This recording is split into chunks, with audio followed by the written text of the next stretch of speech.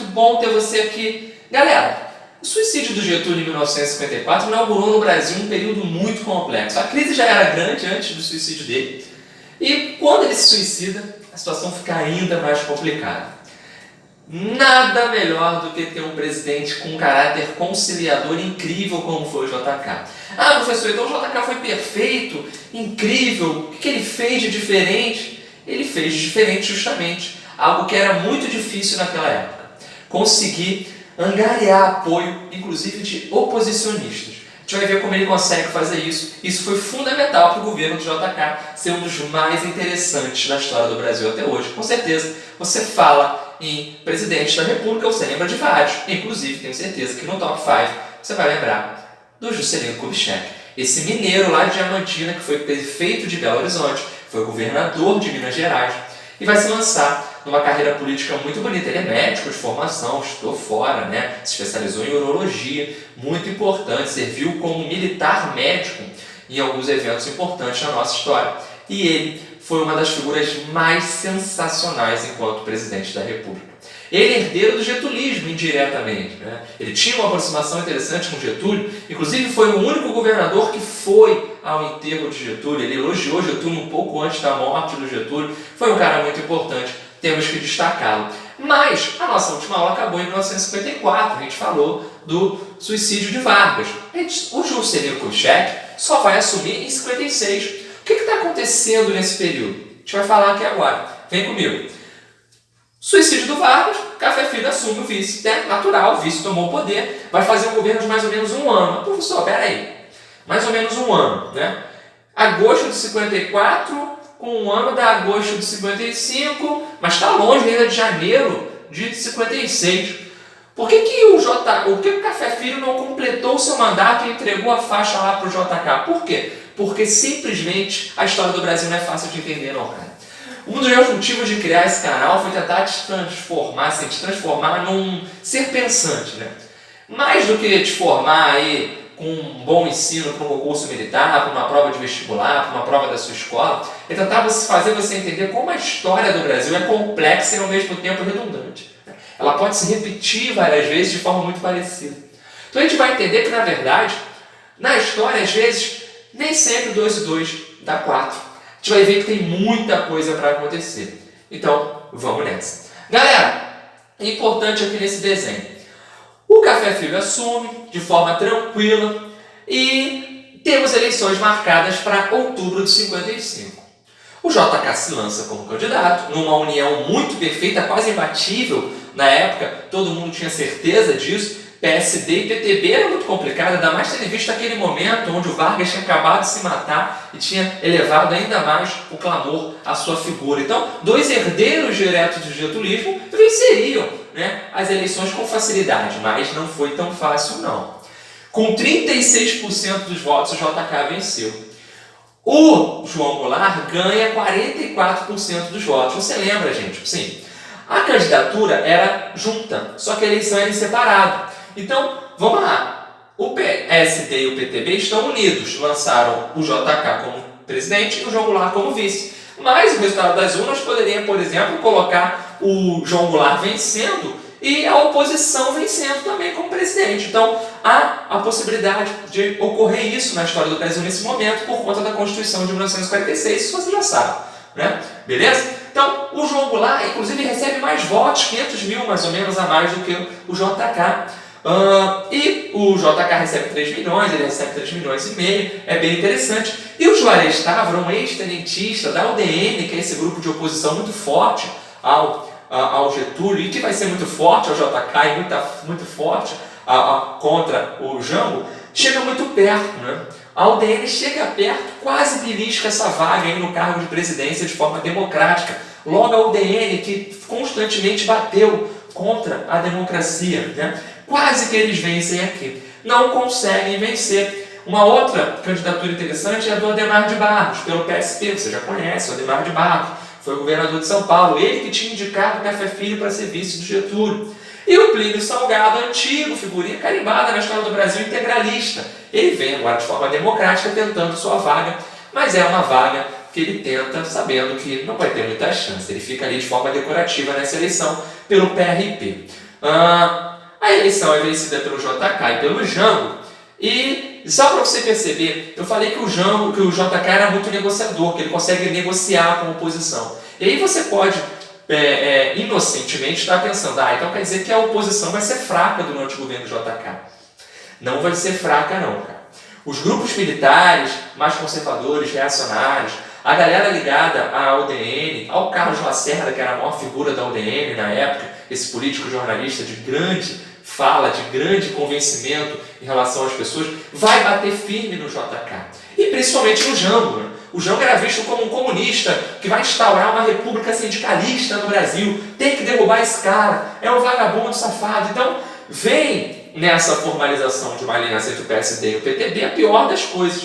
Inclusive, durante a eleição, teve uma fake news muito forte. Né? Você acha que fake news é novidade, cara? Conhecer a história do Brasil te mostra que os caminhos são outros e até mesmo parecidos. Cara, hoje em dia, as notícias falsas se espalham com maior clareza e com maior força. Tem o WhatsApp, tem Instagram, Facebook, as redes sociais em geral, espalham as notícias falsas com maior facilidade. Né? O que deveria servir por contrário, né? Para substituir as notícias falsas, acaba acontecendo o contrário.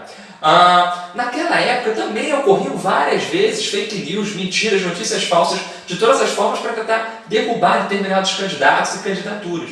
No meio dessa eleição, o Carlos Lacerda vai para a TV, cara, e depois vai para os jornais também, e coloca lá a tal da Carta Brandi. Né? O que é a Carta Brandi? Seria uma carta de um presidente, de um deputado argentino, endereçada ao João Goulart, onde eles fazem uma negociação para o João Goulart comprar armas para fazer uma revolução comunista no Brasil. Isso é muito louco, né, velho? Ele ia implantar uma revolução comunista. O João Goulart estava comprando armas lá da Argentina.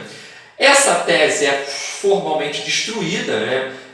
Depois que ela vem à tona, se prova que foi uma mentira, foi algo montado, inclusive com a ajuda de argentinos, né? Verdadeiramente, tem até o selo oficial da Argentina, enfim.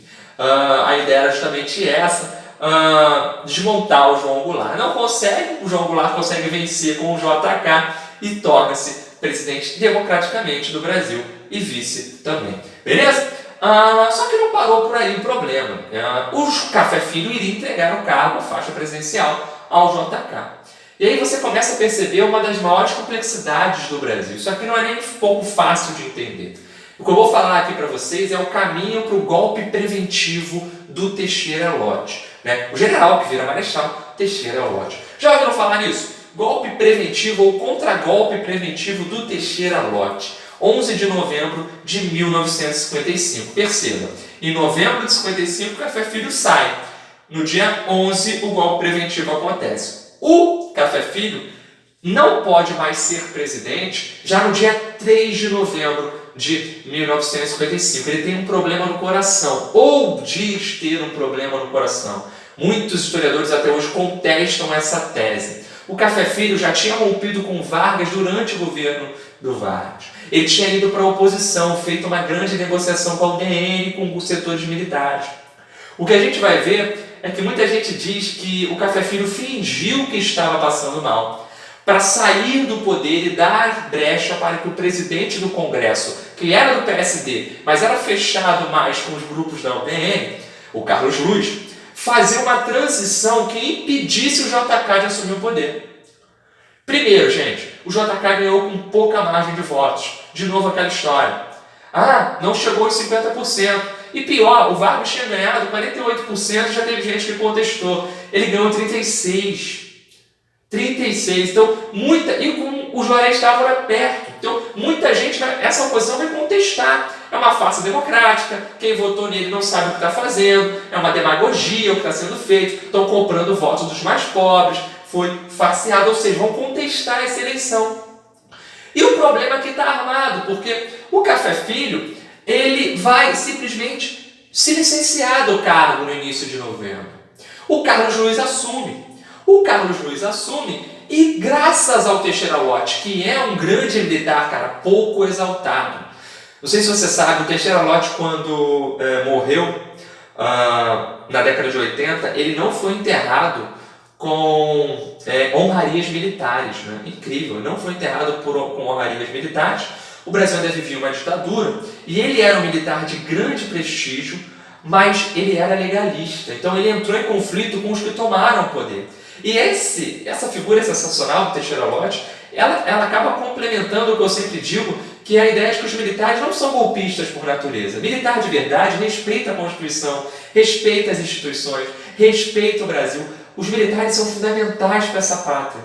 E esse cara aqui, o Teixeira Lott, quando ele faz um golpe, para evitar um golpe não, porque o que ele está fazendo? Ele está dando um golpe, que eu vou explicar para vocês, para garantir que o presidente eleito possa assumir. Porque ele percebeu que estava acontecendo justamente o contrário. Estavam caminhando para uma derrubada do JK.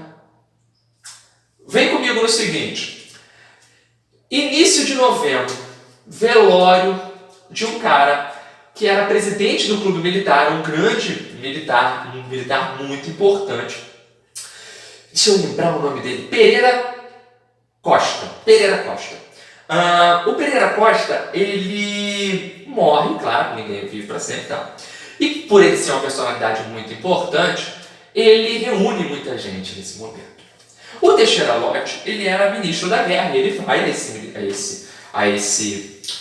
movimento, a esse enterro, né? E lá estava também um cara chamado coronel, muito importante também, ligado à ESG, né, a Escola Superior de Guerra, chamado Bizarrinha Mamed, né? O Bizarrinha Mamed, junto com outras pessoas que também falaram, pede a fala e faz um discurso em homenagem a esse senhor que tinha acabado de falecer. Só que ele não faz discurso em homenagem direta a esse cara, ele fala sobre democracia, ele fala sobre eleição. A eleição tinha acabado de acontecer no mês anterior e ele está no velório de um grande personagem militar, cercado de militares e de políticos de todos os tipos, fazendo um discurso contra a democracia. O Teixeira Lott, ele fica ali olhando aquilo e fala: filha da porra, vou punir esse cara. Não vou deixar ele falar da democracia assim. Vou punir ele, eu posso. Quando acaba o velório, tudo bem, o Teixeira Lott corre para procurar uma forma de punir esse cara. Ele era ministro da guerra, falou: vou punir ele. Fala para ele: ó, na ESG não é assim, você tem que procurar o presidente. Ele procura o presidente e ele descobre que o Café Filho tinha acabado de passar mal. E quem ia assumir o poder era o Carlos Luz, presidente do Congresso, presidente da Câmara dos Deputados. Aí ele olha assim e fala: peraí, Carlos Luz no enterro, quando o Mamed falou mal da democracia e mal indiretamente do JK e do Jango, ele apertou e abraçou o Mamed. Inclusive ele não fez isso quando os outros falaram, mas quando ele falou, peraí, ele liga uma coisa a outra e percebe: opa, tem caroço nesse angu. O coronel Mamed fala mal da democracia, o Carlos Luz abraça ele, agora do nada o Café Filho diz que está com um problema, né, uma cardiopatia, problema no coração, apresenta um atestado, diz que vai se licenciar e o Carlos Luz assume: opa, eu tô aqui, comigo não. O que o Teixeira Lott faz? Começa a fazer um movimento, percebendo a maldade desse golpe que estava sendo armado, ele começa a fazer um movimento, juntando suas forças militares, né, colocando em prática seus contatinhos, né, os famosos contatinhos. E ele simplesmente vai impedir que o Carlos Luz continue no cargo. O Carlos Luz bate recorde, né, bate recorde. Ele é o presidente que menos ficou como presidente da história do Brasil. Ele ficou 3 dias na presidência. Entre o dia 9, né, ele ficou o dia 9 inteiro, o dia 10 inteiro, o dia 11 ele caiu. Porque no dia 11 de novembro de 1955, o Teixeira Lott faz um grande movimento militar e fala para o Carlos Luz: vaza, sai adianta, filho, sai adianta, tu não vai continuar. Tira o Carlos Luz do poder, coloca o Nereu Ramos, que era legalista, né, que ele tinha confiança, que o Teixeira Lott confiava. O Nereu Ramos assume, o Nereu Ramos era presidente do Senado, né, era a sucessão, né, presidente do Senado, ele assume o Nereu Ramos. E o Nereu Ramos vai entregar a faixa lá pro JK. Quando o Nereu Ramos assume, o Café Filho volta. Aí a galera acha meio estranho, né? Peraí, tu estava passando mal, se licenciou, agora tu voltou. O que o Lott fala? Peraí, Congresso, vamos mobilizar isso aí. Eu quero o impeachment do Café, não quero que o Café assuma. Não quero que o Café assuma. Não vai assumir, porque o Café Filho também está fechado com os caras lá. Então, qual é o desenho que é feito? E aí tem um debate interessante. Muita gente diz que o Café Filho estava no golpe, outros dizem que na verdade ele não estava tanto no golpe. Mas essa leitura faz a gente perceber que o Café Filho fazia alguma coisa de estranho naquele instante ali. E aí o Teixeira Lott consegue tirar o Carlos Luz, colocar o Nereu Ramos e impedir o Café Filho de voltar ao cargo da presidência. E, formalmente, a faixa presidencial é passada a quem se deve passar, lógico, democraticamente, ao JK, lá em 31 de janeiro de 1955. É o golpe preventivo do Teixeira Lott. Ele garante a posse de JK, fazendo essa grande manobra. Importante, o Teixeira Lott, muito legal que é feito. O pessoal brincou nessa época, quando isso aconteceu, teve uma série de humor que brincou, falando que no Palácio do Catete não tem café e não tem luz. E o que sobra é pão de lote. Né? Pão de lote, um trocadilho com pão de ló. Né? Ou seja, a imprensa, a mídia em geral, brinca com o fato do Teixeira Lott ter barrado tanto o Carlos Luz quanto o Café Filho e colocado o Nereu Ramos para entregar essa faixa. Importante nisso tudo, como eu falei para vocês, o Teixeira Lott, lá em 64, ele vai ser contra o golpe, como muitos militares foram contra o golpe em 64. E eu já vou adiantar para vocês, gente, por favor, ditadura é ditadura. Nós tivemos ao longo da história mundial ditaduras de esquerda, ditaduras de direita. Não podemos defender ditaduras. Então, por favor, não fale Revolução de 64. Não fale algo diferente de ditadura para o que aconteceu em 64. Tá? Então, vamos juntos, democraticamente. Ó, vou chegar aqui para o lado já para você perceber. Vem comigo, ó. Revoltas militares. O JK chegou ao poder com seu tom negociador, mas ele enfrenta duas revoltas militares de grupos ligados ao UDN, a essa extrema-direita conservadora que o Brasil tinha naquela época, que querem derrubar o JK, querem derrubar o Jango. Né? O Haroldo Veloso, um militar chamado Haroldo Veloso, lá no Pará, né? Jacareacanga, e também, isso aqui em 1956, né? No início do governo JK, e no fim do governo JK, em 59, em Aragarças, em Goiás, ele vai tentar fazer movimentos contra o governo, vai tentar mobilizar algumas tropas, mas são abafados com muita força ali dentro mesmo, não é algo muito grandioso. Interessante é que qualquer outro presidente chegaria para esse cara, por exemplo, e puniria, né? A ferro e fogo. É isso, tu quer me ferrar? Vou te ferrar também. O que o JK faz, cara? Anistia, perdão para eles. Isso é lindo, incrível, porque é um cara que sabe negociar de forma diferente. E aí eu te falo, ele chama muitos oposicionistas para participar do governo. O Carlos Lacerda era o mais duro, né? O Carlos Lacerda era duríssimo, duríssimo, duríssimo. Ele consegue, com forma sutil, suave, incrível, deixar o Carlos Lacerda isolado dentro da UDN. Ele chama algumas outras lideranças importantes da UDN para participar do governo dele. Ele dá ministério para militar, que inclusive tinha sido contra ele. Ou seja, ele é um cara que consegue chamar todo mundo, porque ele diz, o momento não é de brigar, vamos olhar para frente. É isso. Hoje a gente vê por aí, tudo quanto é canto, no passado e ao longo da história, é presidente que briga com o Congresso, é Congresso que briga com o presidente, é prefeito que briga com o governador, é governador que briga com o prefeito, é governador que briga com o prefeito, com o presidente, é presidente que briga com... Tem muito, né? Tem muito isso. O JK mostra pra gente o que é a arte de se fazer política. É a arte de conciliar. Isso é incrível e tem que ser destacado. Mas eu quero falar nessa primeira parte, antes do quadro geral, um pouquinho mais dessas características gerais do JK. Se você lembrar de JK no plano econômico, você vai lembrar do plano de metas, que eu já vou falar daqui a pouco. Mas qual é a grande expressão para JK? Nacional desenvolvimentismo, ou somente desenvolvimentismo, que muita gente vai dizer que o nacional desenvolvimentismo de Vargas chega e é continuado com o JK, mas no JK acontece o internacional desenvolvimentismo. Por que o JK consegue fazer com muita perfeição? Ele usa um Estado forte impondo um comando nas ações econômicas, mas ao mesmo tempo, ele consegue ter uma abertura muito forte para os capitais internacionais entrarem aqui no Brasil. É o que se chama de internacionalização da economia brasileira. Então, quais são os pilares? Qual é o tripé da base econômica do desenvolvimentismo do JK? Nós temos o capital estatal, o capital privado nacional e o capital privado internacional. O capital estatal é o governo desenvolvendo aquilo. O que o capital estatal vai fazer? Desenvolver indústrias de o quê? De base, né? Indústria de base é que fornece matéria-prima para a própria indústria. Show? Então o capital estatal, o governo vai garantir isso. Com o capital privado nacional, ele desenvolve a indústria de bens não duráveis. O que é um bem não durável? Aquilo que tu usa logo, né? Um sorvete. Não tem nada mais bem não durável do que um sorvete, né? Aquilo de consumo imediato, né? Pegou, se tu der um gole um pouquinho e vai embora, né? Tão não durável que vai. É uma comparação bem simples para você entender. E o capital privado internacional ficaria responsável justamente pela indústria de bens duráveis. O que é uma indústria de bens duráveis? É uma coisa que você usa mais de uma vez, várias vezes. Não quer dizer que seja para sempre, que seja eterno, mas é que dura mais.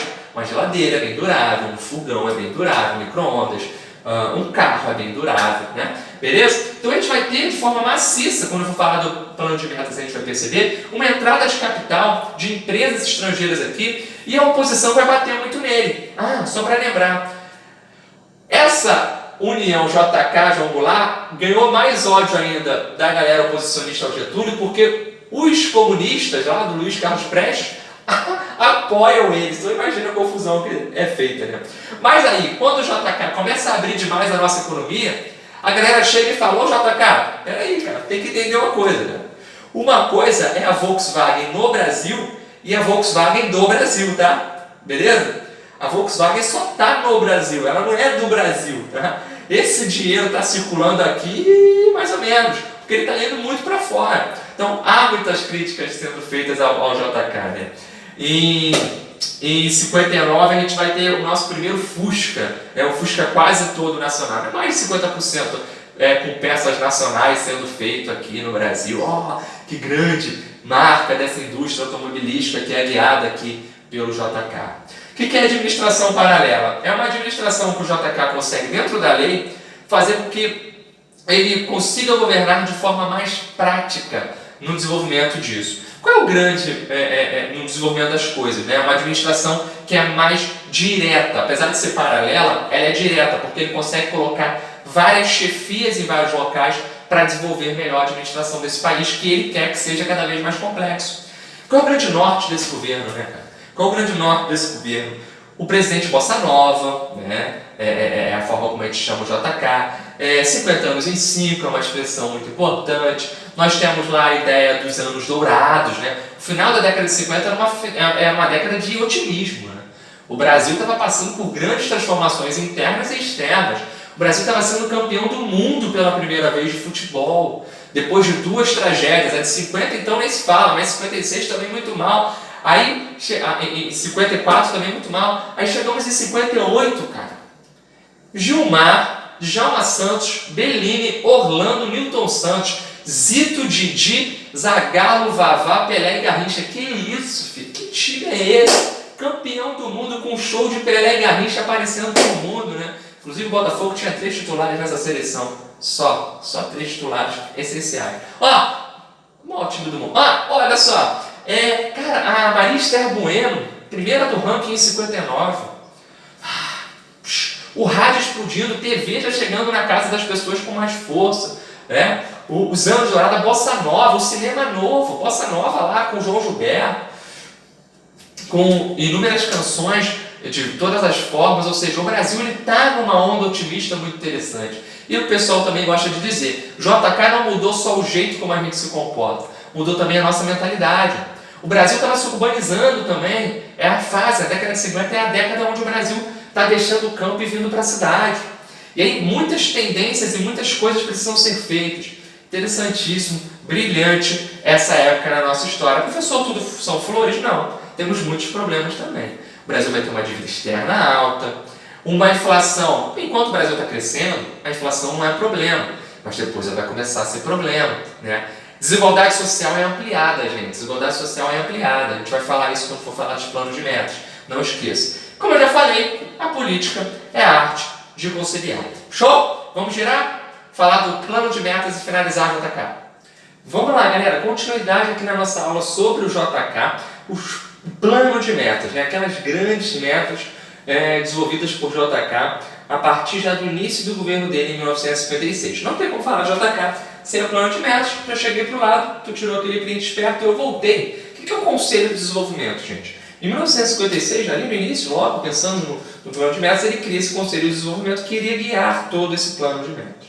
São vários ministérios, uma organização geral com especialistas das áreas, que iriam também ser consultados em vários aspectos, que vai guiar o desenvolvimento do plano de metas. São 30 metas. Brasília não estava no meio ainda dessas 30 metas, ela entra como a 31ª meta, tornando-se inclusive a meta síntese, né? São 30 metas ou 30 objetivos, tá bom? Que vão ser compreendidos ali, divididos em 5 setores.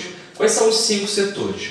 Energia, muito importante a questão da energia, digamos que ela é primordial, lembrando que o país ele se urbaniza, então se o país se urbaniza, a demanda energética é muito maior. Se o país se industrializa, a demanda energética é muito maior. Se você for perceber, todos esses planos eles são integrados, tá? Eu já vou te mostrar como é que funciona essa integração. Eles tinham que ser desenvolvidos de forma integrada, porque o desenvolvimento integrado dos planos geraria um estímulo a outra área e faria com que tudo pudesse melhorar em amplos aspectos, né? Então, energia, transporte, a gente escolheu a questão rodoviária, deu uma escolha maior à questão rodoviária, não só com o JK, mas um pouquinho antes também. Alimentação, indústria de base e educação. A gente pode dizer que o plano de metas foi bem sucedido, mas não foi muito bem sucedido, digamos, perfeito.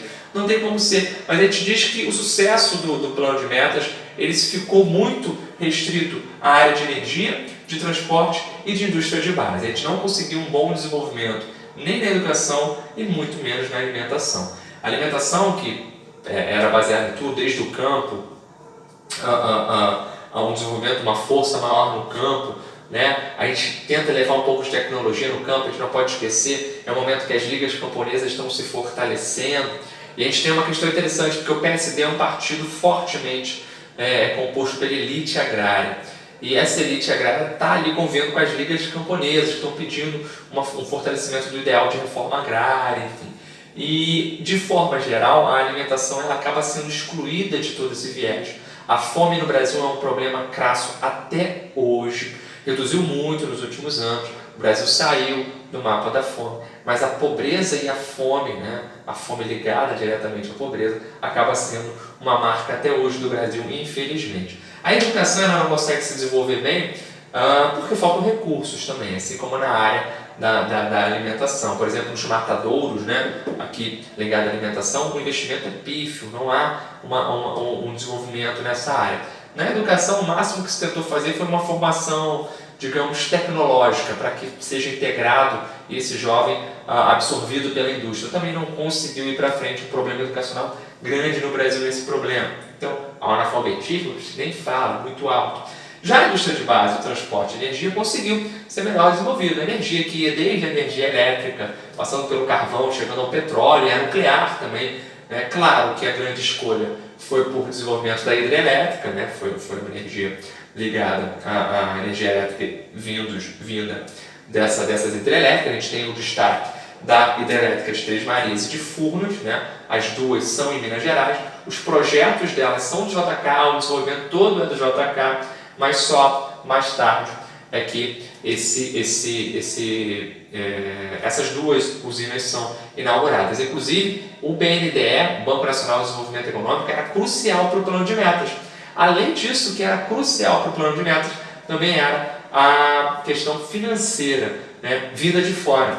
Por quê? Nós temos em 1945 a criação da SUMOC, né? A SUMOC, ela é ali, o Vargas está dando tchau e a SUMOC aparece. SUMOC é a Superintendência da Moeda e do Crédito, né? Seria um banco central antes da criação do Banco Central. O Banco Central, né, o Bacen, só no início do governo Castelo Branco, em 65, né, com o surgimento desse grande plano chamado PAEG. E antes era o SUMOC, que era essa espécie de órgão regulador. Em 56, né, em janeiro, poucos dias antes do JK assumir, tem uma chamada Instrução 113 SUMOC, né? É uma instrução, digamos, uma permissão, eu vou botar aqui embaixo, é uma permissão para o JK, para o Brasil, no caso, receber com maior facilidade dinheiro vindo de fora. Isso é crucial para os planos do JK, que é fazer esse desenvolvimentismo baseado no capital estrangeiro, a partir do controle do Estado. Então a gente diz que fortemente, aqui por exemplo, nas hidrelétricas isso já é forte, né? Então fortemente a entrada do plano de metas aqui no Brasil, conseguindo se destacar, tende a ter uma ligação com essa Instrução 113 SUMOC, que permite uma entrada de capitais com maior facilidade. Interessante tudo isso, tá bom? Então, energia, o transporte a gente escolhe, tem desenvolvimento da malha ferroviária, mas é pífio, muito pequeno. Já na questão automobilística, né, nas rodovias, o desenvolvimento é muito forte. Tanto a indústria automobilística, quanto também uma resposta a essa indústria automobilística é a criação de rodovias, né? Estão vindo para cá, Ford, GM, Volkswagen, né? É criado o GEA, né? Que é o Grupo Executivo da Indústria Automobilística. Eram criados vários grupos executivos, né? Para cuidar de várias áreas. O mais importante nesse momento é o GEA, né? O GEA, criado para cuidar da indústria automobilística. E o Brasil consegue grande desenvolvimento, um crescimento de 140% na nossa malha rodoviária, quase 15 mil quilômetros de rodovias construídas no Brasil inteiro. E é um projeto de integração que o JK quer fazer. Ele gostava de brincar com a ideia de que o brasileiro ele queria fugir do Brasil. Né? Pô, como é que pode? O brasileiro ele ocupa só o litoral, parece que quer fugir do Brasil. Né? Primeira chance ele atravessa o oceano e vai embora. Né? Digamos, o paradoxo do Brasil caranguejo, né? Que só fica ali na costa, andando de lado, nunca aprofunda, né? Nunca aprofunda. Isso é muito complexo. Então é uma ideia do JK, tanto é que ele vai desenvolver a nossa 31ª meta dentro desse plano de metas. O 31º objetivo é a construção de uma capital no centro, né? No Planalto Central. Está lá Brasília, a meta síntese. Beleza? Então, estamos aqui já uma base bem importante do que é esse plano de metas. Vem comigo. O que é a SUDENE, gente? Uma grande preocupação na época, como eu falei, era a pobreza, era a fome. Né? O Brasil, nesse momento, vai ter a desigualdade sendo alargada, infelizmente. Um momento que a urbanização está crescendo também. E a SUDENE é a Superintendência de Desenvolvimento do Nordeste. Ela vai tentar desenvolver o Nordeste com uma política pública, criação de políticas de combate à pobreza, de combate à fome, de tentativa de moradia, tentativa também da criação de poços, açudes para a água. O problema da seca era muito forte naquela região. A SUDENE, na prática, ela vai servir muito mais como cabide de emprego para uma cambada de gente do que propriamente dito como algo que possa funcionar no Nordeste, tá bom? A integração rodoviária, falei para vocês, a tentativa de interligar, né, todos esses aspectos. E falei agora há pouco sobre o Fusca, né? São criadas normas para que o Brasil possa cada vez mais ter uma porcentagem de peças nacionais dentro dos veículos. A tentativa de desenvolver a nossa indústria, né? Nossa indústria que gera produtos, a nossa indústria de base. Legal. Nossa indústria que serve como matéria-prima para gerar produtos, né? Beleza.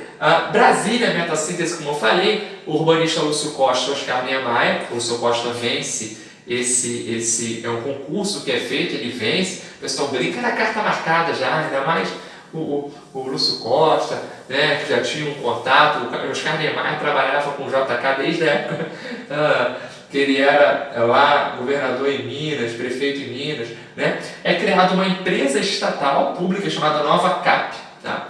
Que iria desenvolver essa nova capital do Brasil lá. Era uma criação audaciosa demais.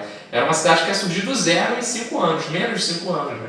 Surgiu em 3, né? Já está surgindo em 1960, no dia 21 de abril. A data é escolhida justamente porque é um feriado de Tiradentes, né? Uma data importante, uma marca, né? O herói, o simbolismo, uma data de festa muito marcante para o Brasil.